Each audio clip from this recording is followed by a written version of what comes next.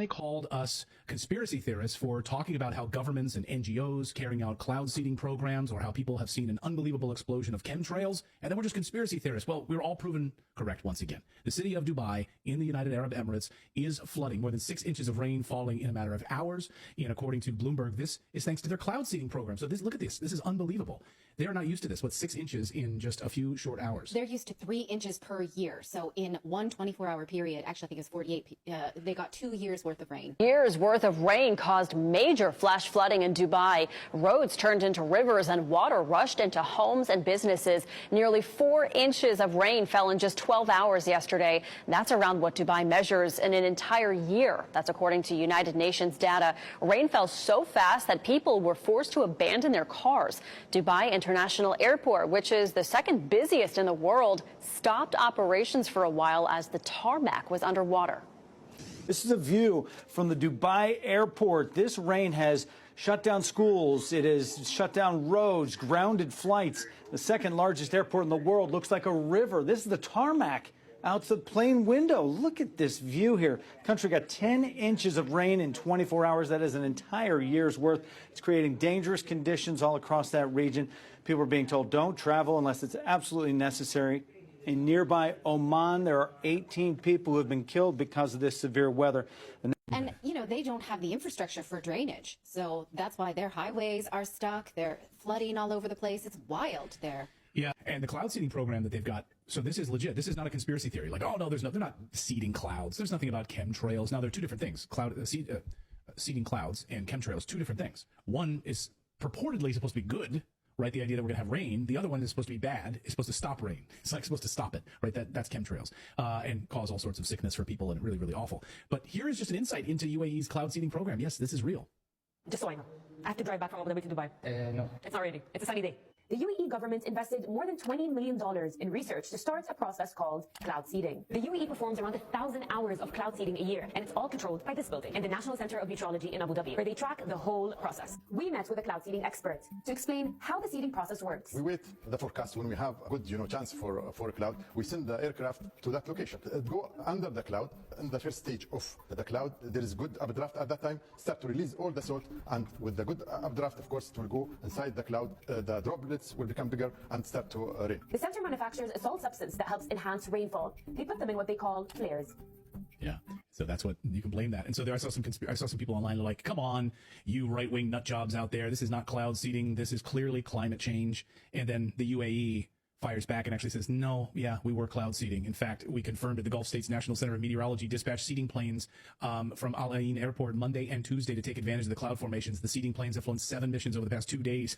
So yes, this was directly responsible for all of this. Of course, this isn't the first time, by the way, and it won't be the last. Back in 2016, one day before the worst floods in Tasmania's 40-year history in Tasmania and Australia, a cloud seeding plane was launched and brought devastating rain. Residents in southern Tasmania are demanding to know why cloud seeding was conducted over the Derwent River catchment the day before the worst floods in 40 years. Cloud seeding is a technique used to increase rain. Hydro Tasmania has confirmed it flew a cloud seeding flight despite the weather warnings. Farmers believe the technique could have made the flooding worse. Yeah, it did make it worse. So, I mean, maybe we should think about that before we do it again. And in fact, there was a man we were watching recently on Tucker Carlson who was talking about all these great innovators in California and said, a lot of these guys, they just want to start a cloud seeding business in California and they don't want this woke politics and things like that. And I was like, wait a minute. Yeah, when he said that, I was like, The cloud seeding. I mean, did you know that we used this in Vietnam to flood enemy trails as warfare? As the Vietnam War reached a crossroads, the U.S. Army had important decisions to make if they wanted to tip the scale back to their side. All options were on the table, both conventional and unconventional. And among the most unusual plots was Operation Popeye, launched in an attempt to weaken the Ho Chi Minh Trail, the Viet Cong's most vital mechanism and supply flow tool. To accomplish this, the U.S. would turn the weather into a weapon of war. Operation Popeye utilized cloud seeding technology, a type of weather modification that artificially creates rain or snow. With it, the U.S. military extended at least 5 monsoon seasons, causing detrimental effects to the unknowing Vietnamese citizens and soldiers. The mission spanned 5 years and cost taxpayers over $15 million. Despite multiple hearings in Congress, military officers, and even President Nixon himself denied it existing at all.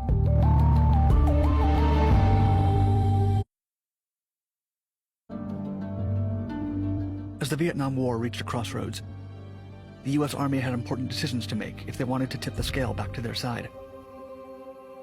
All options were on the table, both conventional and unconventional.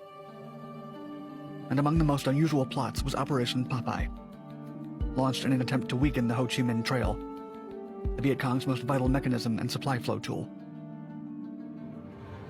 To accomplish this, the U.S. would turn the weather into a weapon of war. Operation Popeye utilized cloud seeding technology, a type of weather modification that artificially creates rain or snow. With it, the U.S. military extended at least 5 monsoon seasons, causing detrimental effects to the unknowing Vietnamese citizens and soldiers. The mission spanned 5 years and cost taxpayers over $15 million. Despite multiple hearings in Congress, military officers, and even President Nixon himself denied it existing at all. Yeah. So this is not a new technology, but yes, it can be used. It can go wrong, you can see. We've got some ground-based cloud seeding equipment right here, and we're going to get to hear all about how it works and see it in action. Let's check it out. Cloud seeding is the most common type of weather modification, and it has many different techniques and applications. Today, it's mostly used to increase rain and snowfall, reduce the size of hail, and reduce fog at airports.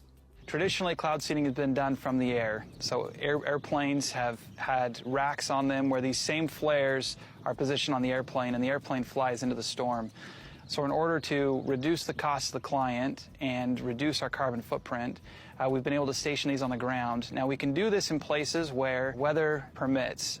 So these are referred to as AHOGs. That stands for Automated High Output Ground Seeding Systems. We've got 3 primary components of our equipment here. The first is the control module that you see behind me. Then we have our actual cloud seeding flares. The cameras for security. It also helps us observe weather conditions in real time and make sure that all of the equipment is operating correctly during a storm. Inside these canisters are the flares with the seeding agents. The canisters are used as spark arresters, so they prevent sparks from reaching the ground. So we pull off the spark arrestor, you can see the flare inside. The ignition of the flares are controlled from a control module that's behind us.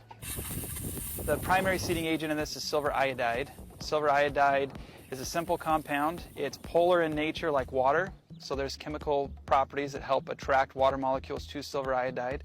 It's also structured molecularly similar to ice.